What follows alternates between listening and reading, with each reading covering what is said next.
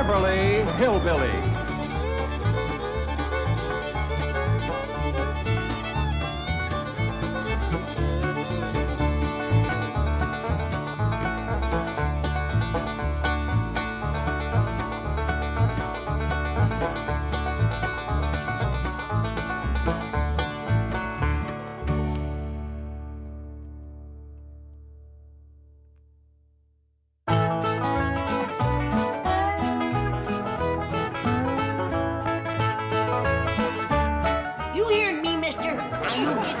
Get going fast. Madam, I don't think you understand. I'm from the Internal Revenue Service. That's a department of the... Hop in that puddle, jumper, and cut mud out of here. But I only want to talk about Mr. Clampett's return. He ain't going nowhere. And if you keep hanging around here, you ain't going nowhere neither. Now, see here, madam, I insist. I'll be back! I'll be waiting!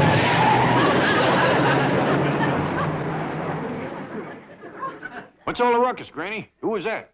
That blame revenuer. You sure? Came right out and admitted it himself. Well, we don't want no trouble with the law. And besides, you said you were going to stop running your still. I ain't been. But I don't want no revenuer snooping around. They're the lowest form of varmints. Even he was ashamed of being one. What? Called it the Infernal Revenue Service. Internal Revenue Service? That's right. Well, sit down, sit down. Oh, thank you. Well, now, it's a pleasure to have you visit my struggling little bank. You ready?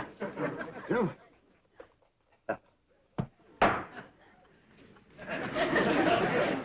There we are. Yes, it's always a pleasure to see you splendid chaps in the Internal Revenue Service. You know, I was just talking to my tax man yesterday. Aspen? No. Mr. Drysdale, I'm not here to talk about your income tax return. You're not? No. But your tax man did handle the return for Mr. J.D. Clampett, right? Oh, yes. Mr. Clampett is my largest depositor.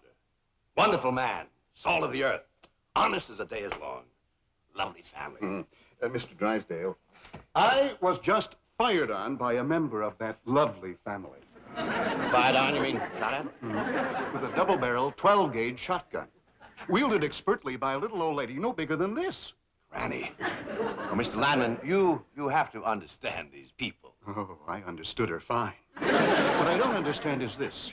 How can a man show an income of millions for last year and not one red penny for all the years previous? Oh, well, I can explain that. Well, the Treasury Department will appreciate it. Now, this is the beautiful mansion you just visited, right? Well, I would hardly call it a visit. Skirmish might be a better word. This is the house, yes. Hey, Mr. Landman, would you believe that 8 months ago they lived here? No, frankly, I wouldn't. I give you my word. The poorest, most uninformed people imaginable. Like when an oil company tried to explore their swamp, old Jed's daughter hit him with a rock. Thought he was a revenuer.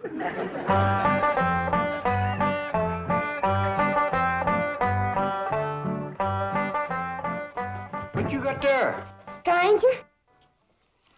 Where'd you get him? I beamed him with a rock. What for? He was skulking around down by the slough. Figured he might be a revenuer. He ain't no revenuer. Then can I keep him? Of course not. Well, I caught him. Don't matter. Well, he won't be no trouble. I could keep him out in the smokehouse. Elly Mae, you can't keep people like they were dogs and cats. Who's that? Some feller Elly found nosing around. Beamed him with a rock so it'd be easier to tote. They're fellas from the Petroleum Company. What's a petroleum? I don't know. He asked me if he could do some wildcatting down by the slough. I said, help yourself. We're glad to get rid of the critters. What'd he say? Just kind of laughed. The laugh's on him. There ain't no wildcats down there at that slough. Heck no, it's too full of oil. Are you trying to tell me they didn't know oil was valuable?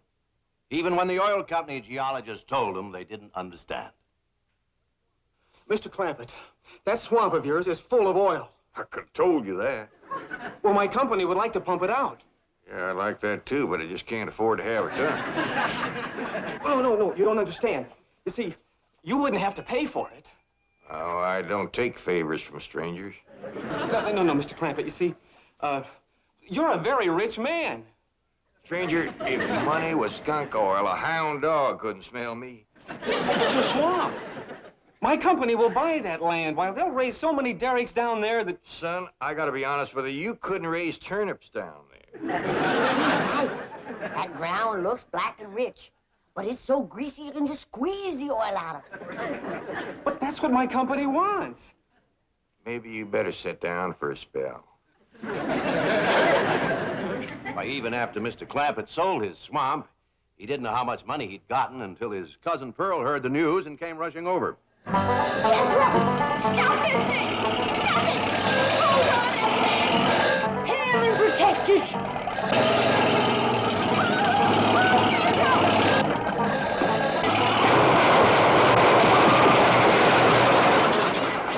Did they hit us, Jed? No, but I think they sure want the chicken house. Jed, I'm sure sorry about the chicken house, but nobody got hurt. Jethro, I told you to get rid of them worn-out brakes.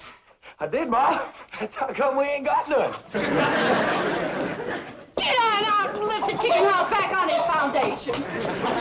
Jed? Yeah. Jed, Elly May came running over to my place, and she said you sold the swamp to some oil company. Well, yeah, I guess I did. What did they pay you for it? Well, he ain't paid me nothing yet. The Brewster fella said he'd bring the money later. How much they gonna pay you? Well, he said I'd depend some on how much oil they could pump out. Well, he must have mentioned some figure. What was it? Now, Pearl, you know that old swamp weren't worth shucks. Jed Clampett, you got slickered and you're ashamed to admit it. That's just what I told him. Granny, how much they gonna pay him? All right, I'll tell you. He said it runs somewhere between 25 and 100. 25 and 100? I know it don't sound like much, but Mr. Brewster seemed to set great store by the fact he's going to pay me in some new kind of dollar. There ain't no new kind of dollars. Well, it's new to me. I've heard of gold dollars, silver dollars, paper dollars, but he says he's going to pay me in, what do you call them, Granny? $1 million. Yeah, that's it. $1 million? Well, he wrote the whole thing out on this piece of paper. Here, you can see for yourself. I don't know nothing about that kind of stuff. Let's see here. Thanks in heaven. Granny, give me the jug. It's empty, but I'll fetch some. I'll go, Granny. Jed, you're a millionaire. A millionaire. Yeah, that's what that Brewster fella kept calling me. I didn't know just how to take it. He meant you're rich. Me? The richest man in these hills. Maybe in the whole state. Oh, Jed, you can have anything you want. Do anything you want. Go any place you want. Yeah, that's another thing he kept saying. He said he reckoned I'd be moving away from here soon. What do you think, Pearl? You think I ought to move? Jed, how can you even ask? Look around you. You're 8 miles from your nearest neighbor. You're overrun with skunks, possums, coyotes, bobcats. You use kerosene lamps for light. You cook on a wood stove, summer and winter. You're drinking homemade moonshine, washing with homemade lye soap. And your bathroom is 50 feet from the house, and you ask, should you move? Yeah, I reckon you're right. Man, be a dang fool to leave all this.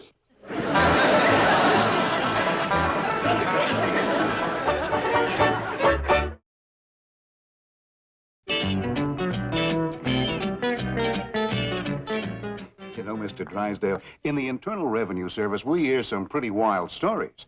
But this corn pone to caviar saga of Jed Clampett tops everything.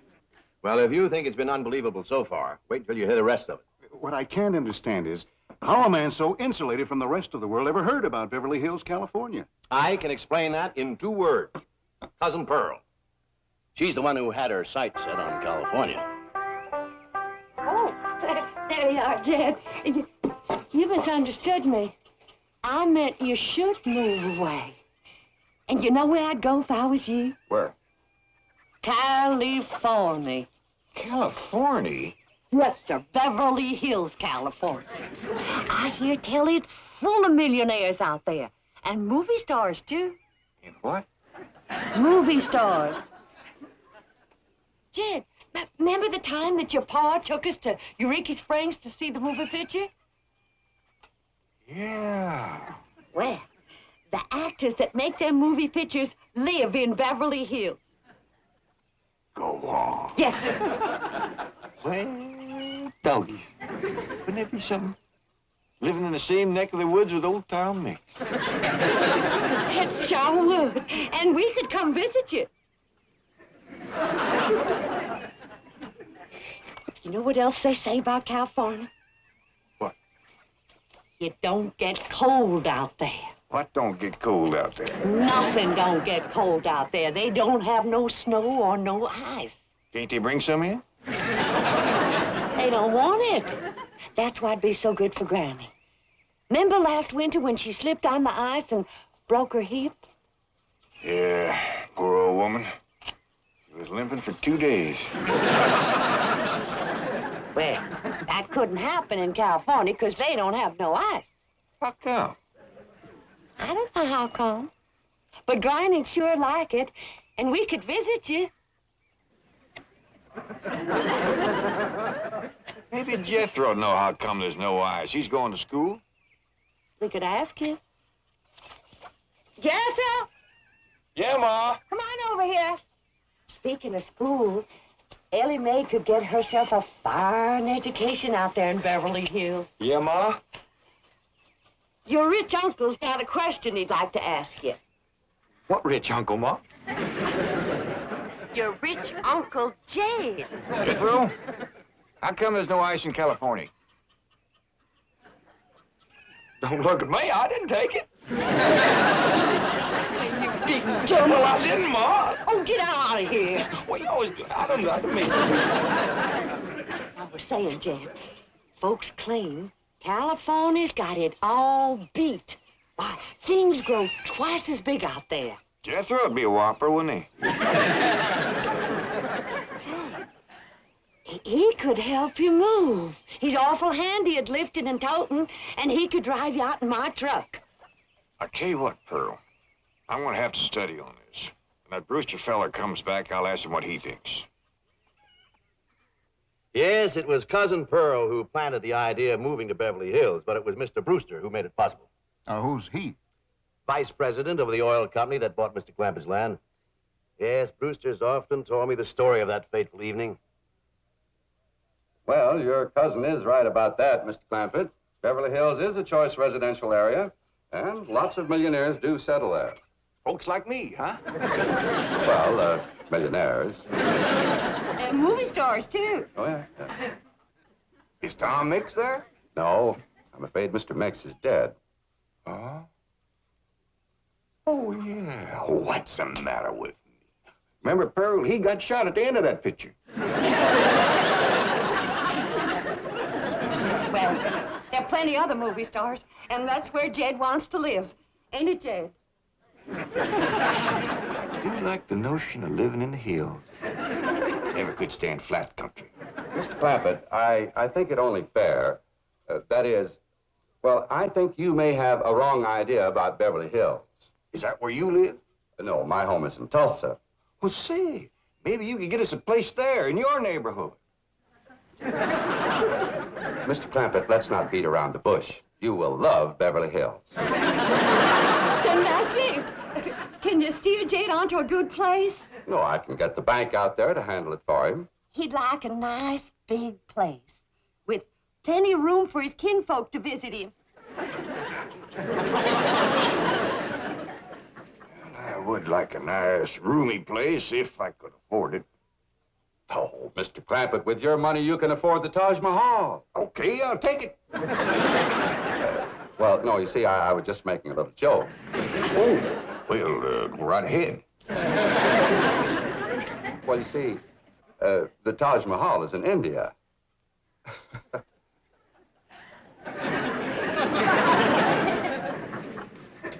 Mr. Brewster, you're a nice fella, but I've heard better jokes. Is the foreigner staying for supper? I'm ashamed to say I ain't asked him. How about it? Oh, I don't think so. Oh, no trouble. What you cooking tonight, Granny? Mustard greens and possum innards. Mm-hmm. Did you hear that, Mr. Brewster? Very clearly. You change your mind? Not this time. Well, if you should happen to come back tomorrow, we'll be having leftovers. That's the thing about possum innards. He's just as good the second day. What a family. So anyway, they packed up and came to Beverly Hills. Well, it wasn't quite that simple. Mr. Clampett had his problems. With $25 million, he had problems? Ah, yes. The first one was his daughter. She didn't want to leave her friends. Friends? I thought they lived in a completely unpopulated area. They did. Her friends were not the kind you and I have. Now, I ain't gonna be here to look after you no more. So you're gonna have to keep yourself out of trouble. Watch out for them coyotes and them bobcats and them hunters with guns. Stay out of folks' gardens, 'cause you know how it riles up Granny when you get in hers. Excepting when we're gone, you can have everything that's left. I'm sorry there ain't gonna be room enough on the truck to take you along. But maybe you wouldn't like California anyhow. Maybe I ain't gonna like it either.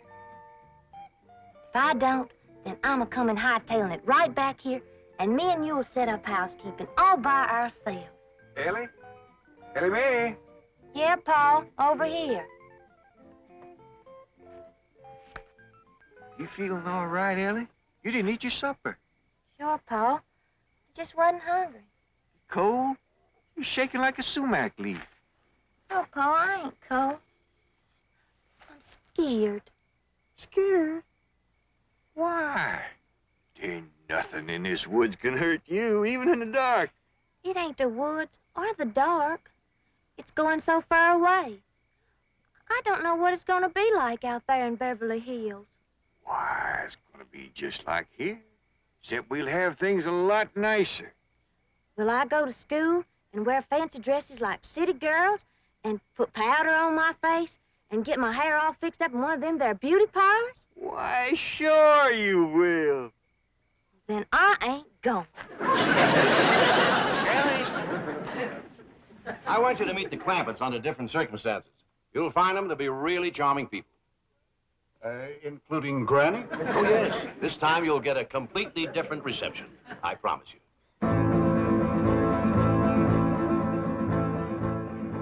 Elly Mae! You sound the alarm if you see that revenue man coming. I will, Granny. I'll blast him before he gets through that gate.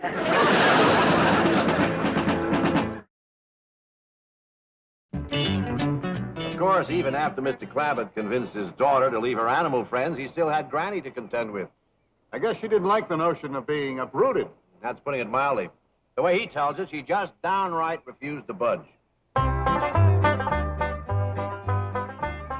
Elly? If old Duke sits there with you, there ain't gonna be room for Granny. Oh, that's all right, Paul. Granny ain't gone. Who says she ain't? She says she ain't. That's right, Uncle Jed. She's a sitting on the back porch in her rocker, and she says that's as close to California as you're gonna get her. We'll see about that. Dang if I ain't got me the muliest women. First it's Elly, now it's Granny. We ain't never gonna get there. Now, what's all this nonsense about you ain't going to California? Ain't no nonsense to it. If the good Lord had wanted me in California, he'd have put me in California. Maybe he's just getting around to it. Book says he moves in mysterious ways. Well, if he moves me, I'll go. But you and Big Jethro ain't a-budging me. Granny, this here Beverly Hills sounds like the kind of place you'd like. That preacher fella says they got smogs out there. What's a smog? Well, me and Jethro figured out that's a small hog. And you heard what Pearl said. He ain't got no snow out there. You could run your still the year round. Run it the year round here. Yeah, but walking down through the snow to the still always makes you feel so miserable. I might feel miserable walking down. But the way I feels coming back makes up for it. Hey, damn it, Granny. We've been planning and talking about this trip for days.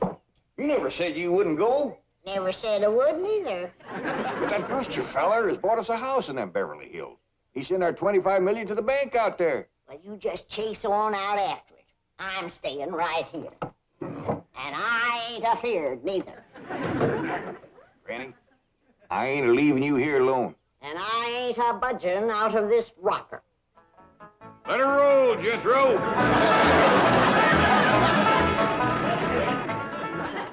Only a man of Jed Clampett's strength and authority could have handled Granny. He'll be there when we get to the Clampett place, won't he? Oh, sure, you have nothing to worry about. There's the entrance up ahead. Yes, I know. There's a car stopping at the gate, Granny. They closed the gate since I left. I'll get it. You know, this reminds me of an experience I had when the Clampetts first moved in. I was leaving and found the gates closed.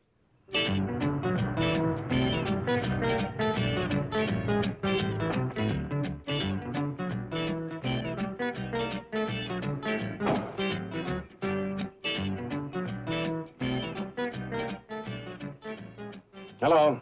Hello. Mr. Clampett, can you hear me? Yeah, I can hear you. Good, good. I need your help. Sounds like you're inside the wall. I am. Would you let me out, please?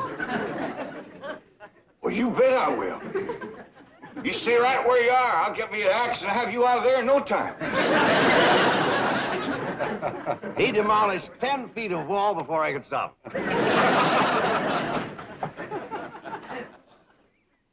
Granny, Mr. Drysdale's opening the gate. Good. He's leading that revenuer right into a trap.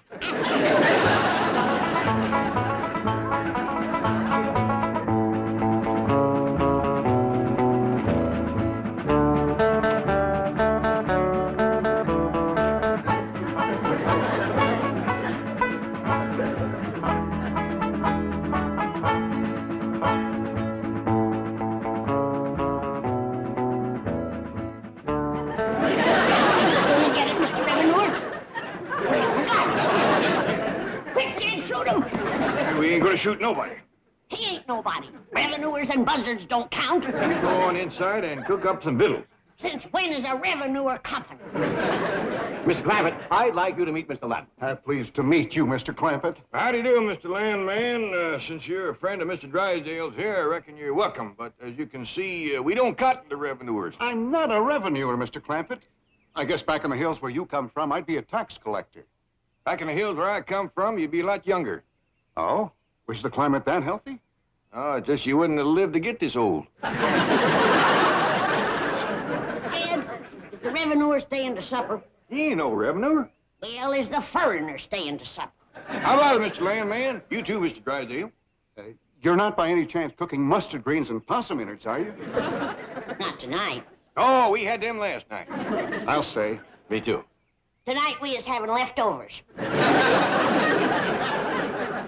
That's the thing about possum innards. It's just as good the second day.